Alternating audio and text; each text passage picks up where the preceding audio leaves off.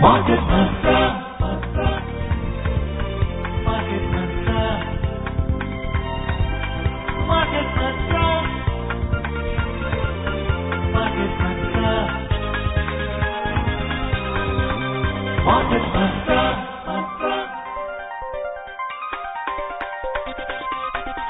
Market Mantra.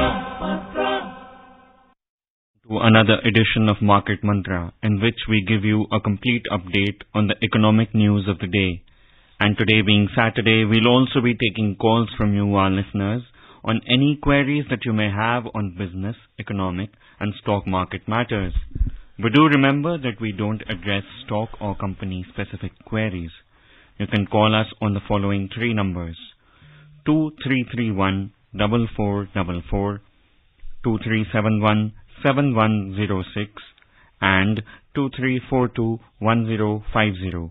Please remember to prefix 011 if you are calling us from outside Delhi.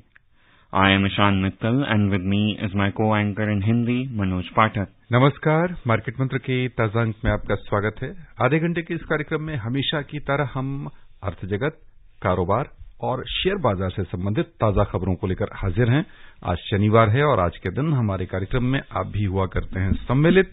हमसे पूछ सकते हैं अर्थनीति, कारोबार या शेयर बाजार से जुड़ा कोई भी सवाल। बस ये ध्यान रखिएगा कि हम किसी खास कंपनी या शेयर के बारे में जानकारी आपको नहीं दे सकते हैं। हमसे सवाल पूछने के लिए डायल कर सकते हैं आप 2331-4444, 2371-7106 या फिर 2342-1050। दिल्ली से बाहर के श्रोताओं को या मोबाइल फोन से संपर्क करने वालों को 011 भी इन नंबरों से पहले डायल करना होगा। आपके सवालों का जवाब देने के लिए और हमारे साथ चर्चा के लिए स्टूडियो में आमंत्रित हैं आर्थिक मामलों के देश के जाने माने और लोकप्रिय विश्लेषक शरद कोहली। शरद जी नमस्कार, कार्यक्रम में आपका स्वागत है। नमस्कार मनोज, नमस्कार ईशान और सभी श्रोताओं को दिल्ली की इस भीगी भीगी शाम पर मेरा अभिवादन। आइए आरंभ करते हैं अंग्रेजी में हेडलाइन से, जिसे लेकर मौजूद हैं Ishan Mittal. Thank you, Manoj ji. G20 ministers meeting on agriculture decides that the expertise and inputs of scientists should reach the farmers. On Wall Street, the Dow sheds 0.3% after Fed officials curtailed optimism that the central bank is nearing the end of interest rate hikes. And Brent crude oil futures climbed for the week to end at $76.61 a barrel. समूह 20 मंत्रियों के कृषि क्षेत्र पर आधारित सम्मेलन में तकनीकी विशेषज्ञता और वैज्ञानिकों की सलाह सभी किसानों तक पहुंचाने का फैसला किया गया। अमेरिका में केंद्रीय बैंक फेडरल रिजर्व के ब्याज दर से संबंधित संकेतों पर डाउ सूचकांक 0.3% लुढ़का और अंतर्राष्ट्रीय बाजारों में ब्रेंट कच्चे तेल की कीमत $76.61 प्रति बैरल के आसपास पहुंची।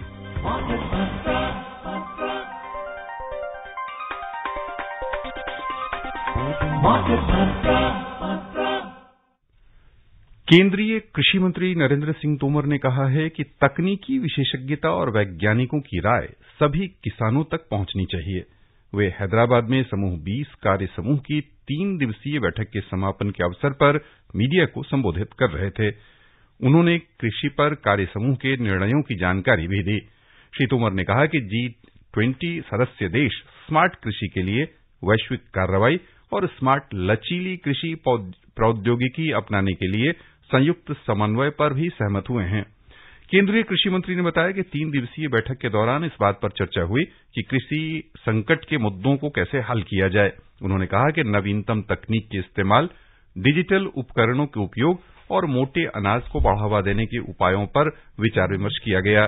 श्री तोमर ने कहा कि सभी प्रतिभागी देशों ने कृषि संकट, जलवायु परिवर्तन, जैव विविधता और पर्यावरण के मुद्दों पर भारत के रुख का समर्थन किया। उन्होंने कहा कि भारत वैश्विक रूप से एक अग्रणी राष्ट्र होगा और इन मुद्दों को हल करने के लिए दुनिया को एक रोड मैप प्रदान करेगा।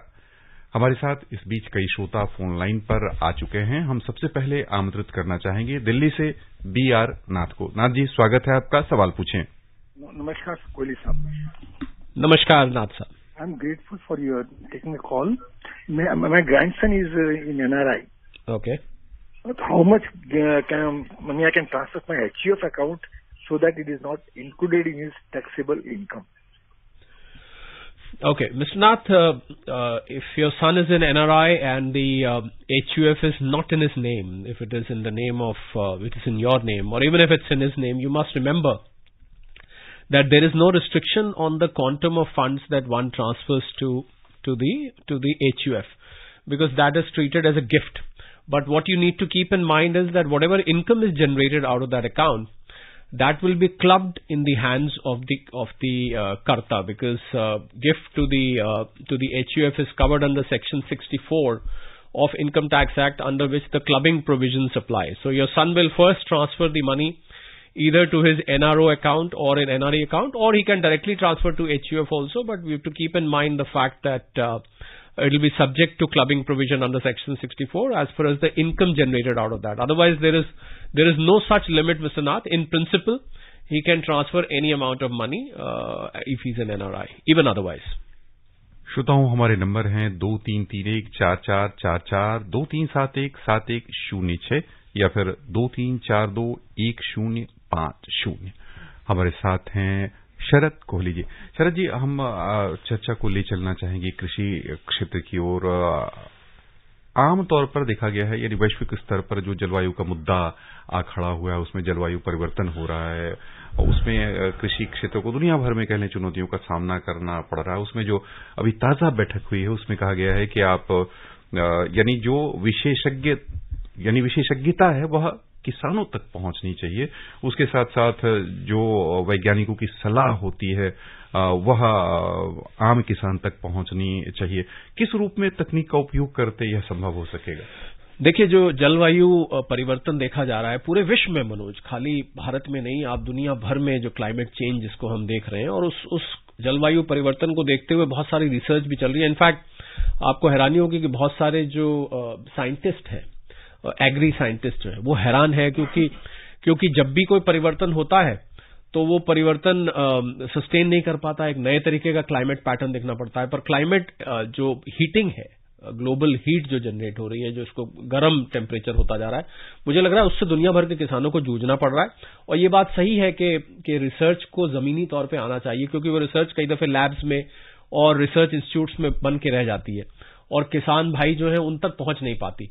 तो मुझे लग रहा है एक पूरे अभियान की जरूरत है। यही G20 सम्मेलन में बात की गई कि इसको जमीनी तौर पर पहुंचना चाहिए, खासकर जहां किसान पढ़े लिखे कम है या उनके पास कम्युनिकेशन के साधन नहीं है, तो वहां पर इसकी बहुत ज्यादा जरूरत है। और मुझे लग रहा है कि उसमें आपने जो सवाल पूछा कि खेती किस प्रकार की, तो मुझे लग रहा है कि उस पैटर्न को स्टडी करते हुए वही फसल आपको लगानी पड़ेगी, उसी समय पे लगानी पड़ेगी और उसी सॉइल में लगानी पड़ेगी। ये तीन बातों का ध्यान मुझे लग रहा है रिसर्च इंस्टीट्यूट भी इसी पर काम करते हैं और निरंतर ये इंफॉर्मेशन फ्लो करनी चाहिए। Thank you. And now we have our next caller, J.S. Saluja from Delhi. Saluja ji, please ask your question. Good evening to the entire team and in particular Mr. Sharad Kohli. Good evening, Saluja sir.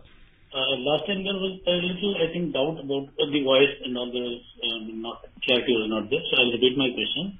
On 29th of March, a footwear company demerged its stocks in the ratio of 1:1. Okay.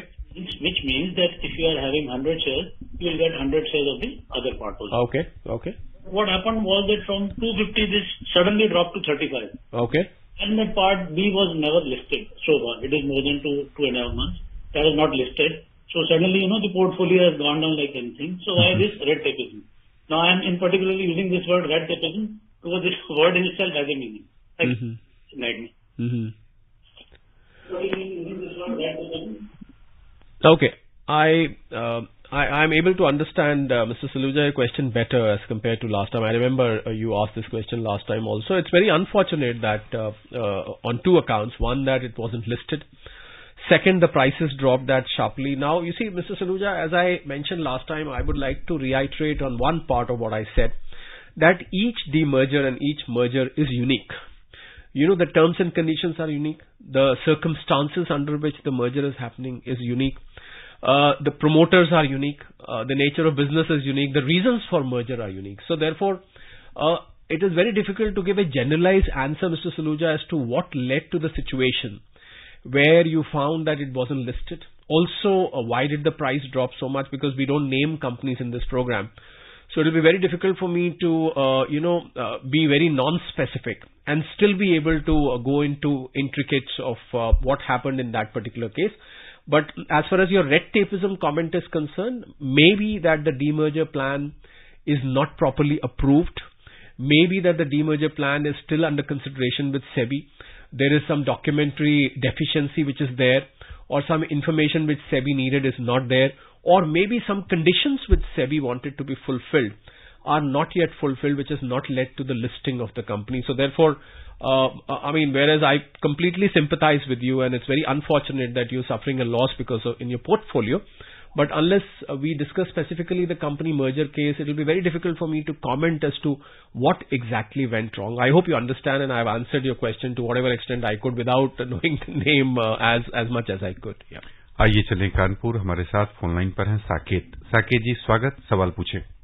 आदरणीय Kohli sir और पूरी market मंत्रा team को मेरा सादर नमस्कार। नमस्कार साकेत जी। Kohli sir से मैं ये जानकारी चाहता हूँ कि पीपीएफ अकाउंट अपने जीवन काल में आदमी एक बार मैच्योरिटी होने के बाद दोबारा फिर से खोल सकता है, और जो 15 साल के बाद उसको 5-5 साल के लिए बढ़ा सकते हैं जी। तो मैच्योरिटी 15 साल लेने के बाद दूसरा एक पीपीएफ अकाउंट खोल के उसको ऑपरेट करने में कोई परेशानी तो नहीं है? दूसरी चीज ये सर कि अभी मार्केट रिकॉर्ड हाई के आसपास है, तो आगे इसका क्या अनुमान लगाया जा सकता है? साकेत जी, देखिए, पहली बात तो मैं आपको ये स्पष्ट करना चाहूंगा कि पीपीएफ अकाउंट बिल्कुल आपने ठीक कहा, 15 साल के लिए खुलता है, उसके बाद 5-5 साल के लिए रिन्यू होता है। और आपको मैं ये भी जानकारी देना चाहूंगा कि 5-5 साल आप उसको रिन्यू कराते जाएं। आप उसको, ऐसा नहीं है कि कोई उसमें लिमिट है कि आप कितने 5 साल तक करा सकते हैं। तो दूसरे अकाउंट खोलने का तो जरूरत ही नहीं पड़ेगी जब आपके पास ये रिन्यूअल ऑप्शन है। और कई दफे होता है मैच्योरिटी के बाद हम पैसा निकाल लेते हैं, इधर उधर लग जाता है। अगर उसी में चलाएं तो आपको ज्यादा बेहतर सेविंग्स हो पाएंगी, तो वो आपको जरूरत नहीं पड़ेगी। मार्केट कहां जाएगी, बहुत अच्छा सवाल आपने पूछा है। जी हाँ, बिल्कुल आपने ठीक कहा, सेंसेक्स तो ऑल टाइम हाई हिट्स कर चुका है, निफ्टी भी बिल्कुल उसके स्ट्राइकिंग डिस्टेंस में है। और मुझे लगता है कि जो महंगाई में कमी आई है, इंटरेस्ट रेट्स की बढ़ोतरी पर ब्रेक लगी है भारत में, और अब तो अमेरिका में भी, जहां पिछले लगातार 10 फेड मीटिंग्स में हम देख रहे थे कि महंगाई, तो उसको लेकर मार्केट उत्साहित है। और उम्मीद तो यही है कि मार्केट यहां से और ऊपर जानी चाहिए, अनलेस एंड अनटिल कि कोई ऐसी घटना नहीं घट जाती है। बाकी मार्केट मुझे यहां से भले धीरे धीरे करके जाए पर ऊपर जाए। आपको निवेश के लिए मेरी सलाह यह है साकेत जी कि आप निवेश जब मार्केट जब भी ऊपर जाता है, तो एक कॉन्सेप्ट होता है मार्केट में, मैं बता देता हूं हमारे बाकी श्रोता, उसको हम बोलते हैं फाइबोनाची रिट्रेसमेंट। तो आप जब कभी मार्केट का ग्राफ प्लॉट करेंगे तो मार्केट ऊपर जाएगा, फिर थोड़ा नीचे आएगा, फिर ऊपर जाएगा, फिर नीचे आएगा, इस तरीके से ऊपर जाए। ऐसे नीचे भी इसी तरीके से आता है, क्योंकि लोग बीच बीच में प्रॉफिट बुक करते हैं। तो मैं आपको सलाह ये दूंगा साकेत जी कि मार्केट जब करेक्शन आए तो थोड़ा थोड़ा करके इन्वेस्ट करें, क्योंकि शेयर मार्केट में कभी भी कोई निश्चित तौर पर कभी कुछ नहीं कहा जा सकता। कोई ऐसी घटना वैश्विक लेवल पर घट गई जिसकी वजह से मार्केट एकदम से नीचे भी जा सकता है। पर हां, ये बात सच है कि अभी जो अंडर करंट है, अंडर टोन है, वो अच्छा है, और हम निफ्टी में उम्मीद कर रहे हैं कि वो ब्रेक होगा, अनलेस की कोई नेगेटिव खबर आती है जी। And moving on to Bengaluru, we have our next caller NR Prasad. Prasad ji, please ask your question. Good evening, Market Mantra. This is NR Prasad from Bangalore. Mr. Kohli, there are 2 questions. Yes. Mr. Kohli, this has been very helpful for people like us who regularly trade on the stock market. I'm so glad. Really, really helpful. Some of your tips are really vibrant, if you ask me. See, I have purchased, I have bought a scrip on the Nasdaq, on the New York Stock Exchange. Okay.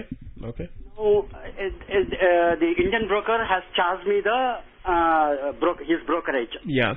Okay. Yeah. Now, from the time I bought, now it has gone up by $100. Okay. Assuming that maybe after some time when I sell. Yeah. Okay. Now the capital gains aren't on this. Yeah. Whether I would pay in India. And there's one sub-question in this. What would happen to the profit made and anything I had to pay the Nasdaq?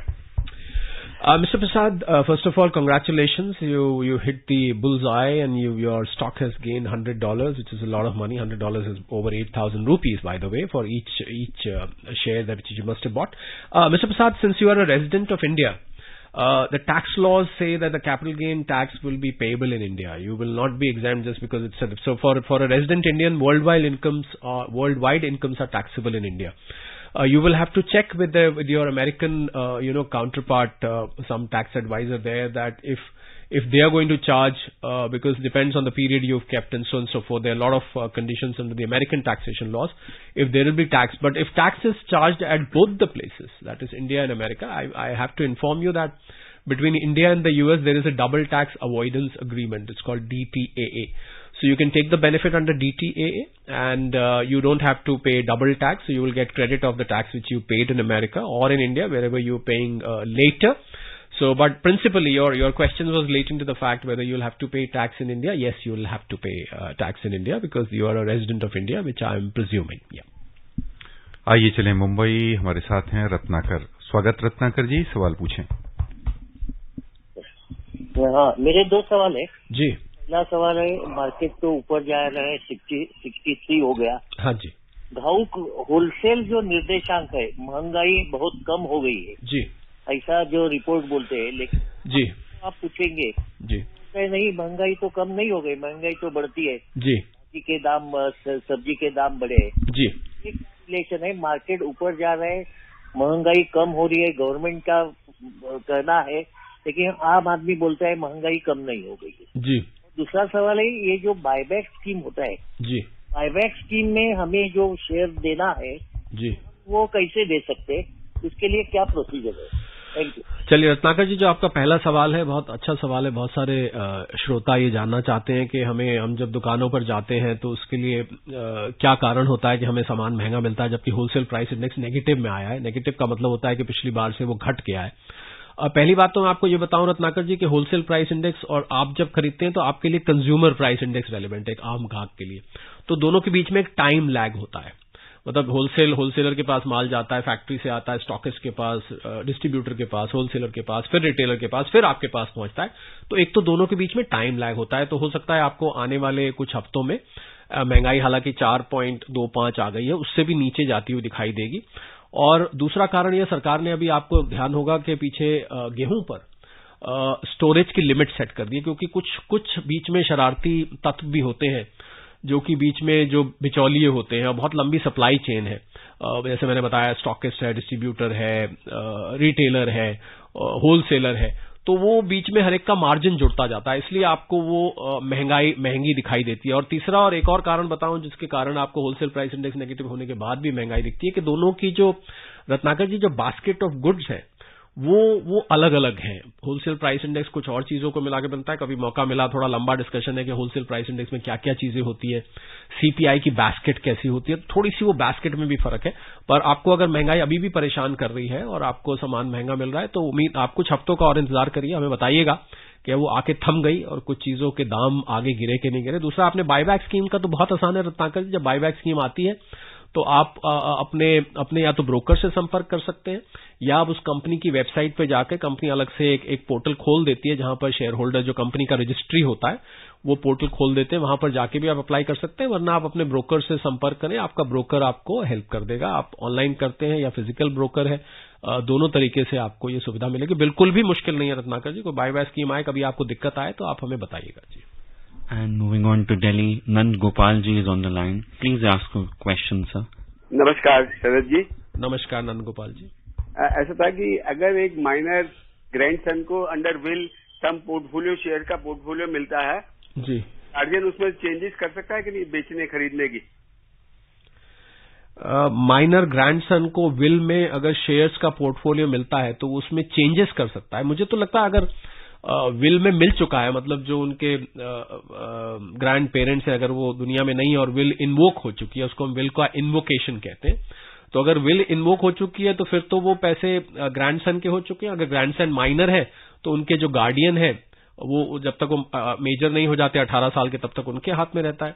और अगर वो minor है, अगर major है तो उनके नाम shares आ ही जाएंगे। एक बार नंद गोपाल जी शेयर्स आ गए तो वो उसमें जो मर्जी चेंजेस कर सकते हैं। पर अभी अगर खाली विल में है और अभी विल इन्वोक नहीं हुई है, विल का इन्वोकेशन नहीं हुआ, मतलब अभी ग्रैंड पेरेंट्स संसार में हैं और भगवान उनको लंबी आयु दे, और अगर वो हैं तो फिर वो जो विल करता है जिसको हम टेस्टेटर कहते हैं, वो टेस्टेटर उसमें कोई भी फेरबदल चाहे कर सकता है। इनफैक्ट विल में ये लिखा जाता है एक शब्द कि आज तक मैं ये विल है जिस डेट को मैं लिख रहा हूं, इससे आगे कोई चेंजेस होंगे, और उसमें यह भी लिखा जाता है कि इससे पिछले की सारी विल जो है वो इनफैक्चुअस हो गई, मतलब इससे पीछे की मैंने जो कुछ लिखा था। तो विल में आप नंदगोपाल जी जितनी बार मर्जी चेंजेस कर सकते हैं, और एक दफे शेयर्स आ चुके हैं, इन्वोकेशन हो चुकी है, तो फिर जो उसका लाभार्थी है वो उसमें कभी भी चेंजेस कर सकता है। And moving on to news from the US markets. On Wall Street, the S&P 500 ended lower yesterday, weighed down by Microsoft and other market heavyweights as comments from two Fed Reserve officials curtailed optimism that the central bank is nearing the end of its aggressive interest rate hikes. So, the Dow Jones Industrial Average fell 109 points or 0.3% to end at 34,301. The S&P 500 shed 16 points or 0.4% to close at 4410, and the Nasdaq declined 93 points or 0.7% to 13,690. A 1.7% fall in Microsoft Core and a 1.3% dip at Amazon.com Inc. weighed on the S&P 500 and the Nasdaq.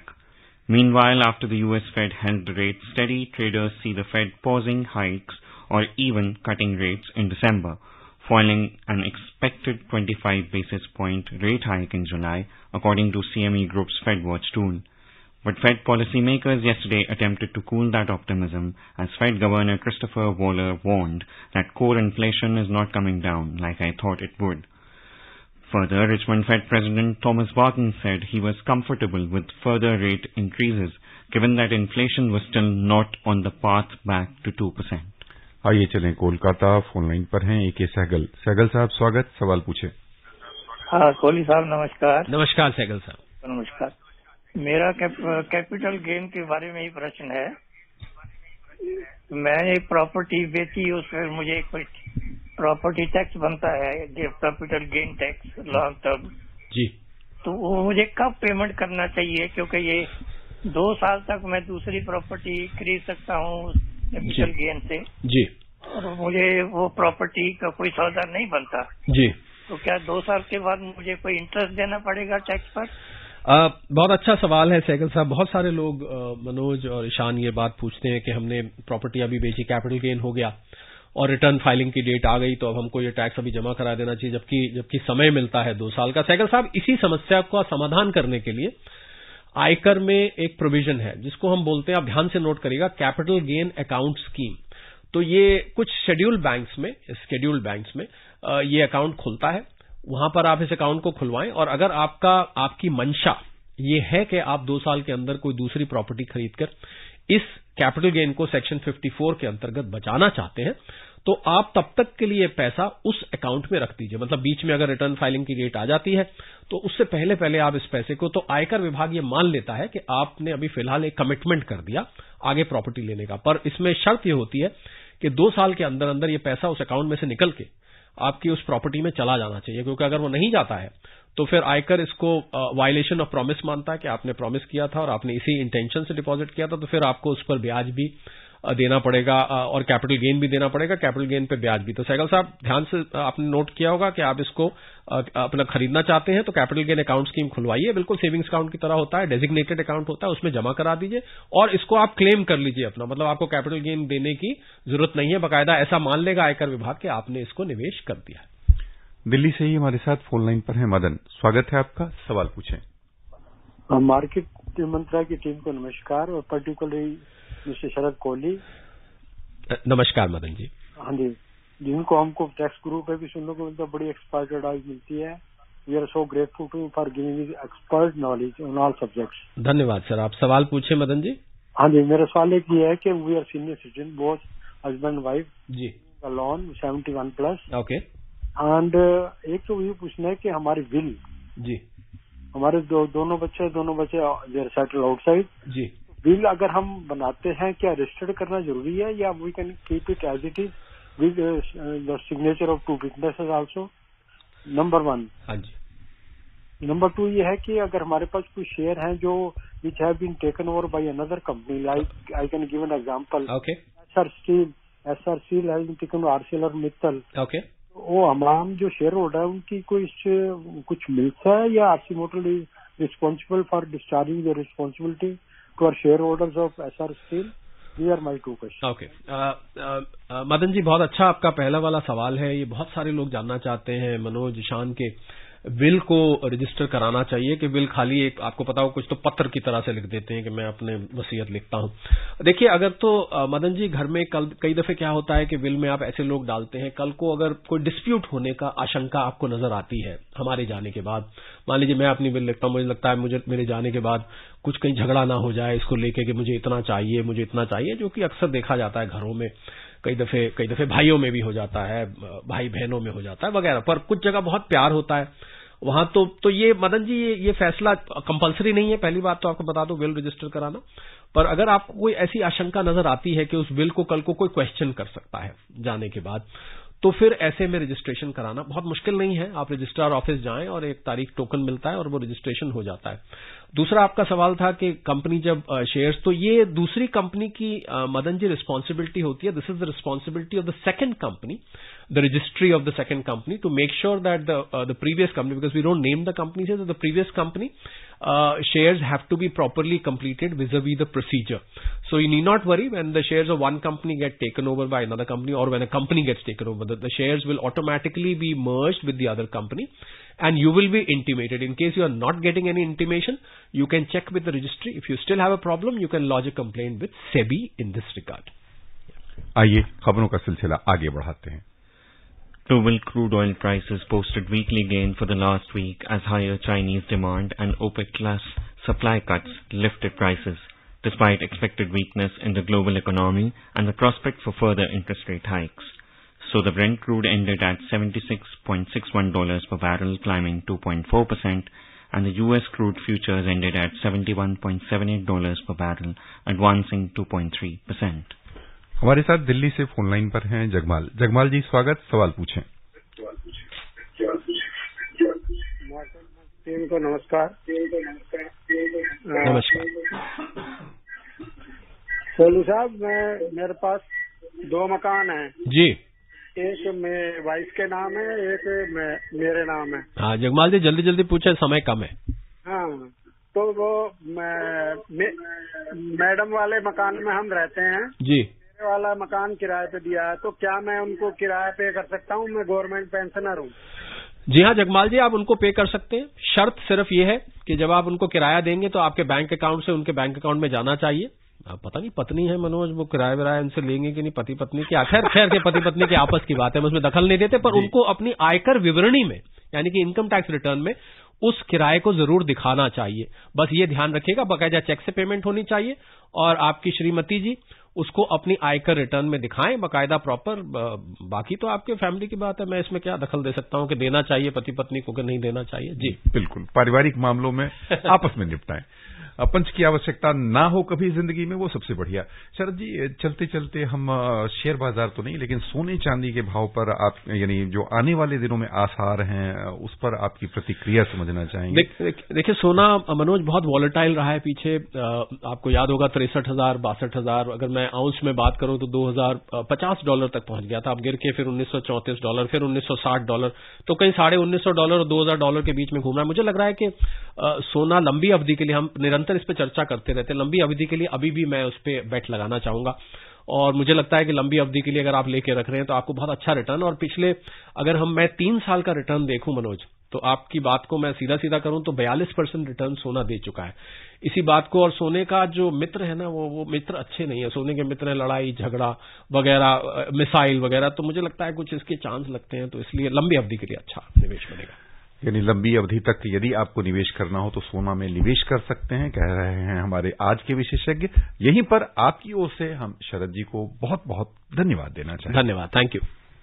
And moving on to the headlines before we close, G20 ministers meeting on agriculture decides that the expertise and inputs of scientists should reach the farmers. On Wall Street, the Dow sheds 0.3% after Fed officials curtailed optimism that the central bank is nearing the end of interest rate hikes. And Brent crude oil futures climb for the week to end at $76.61 per barrel. That's it in this edition of Market Mantra. Goodbye.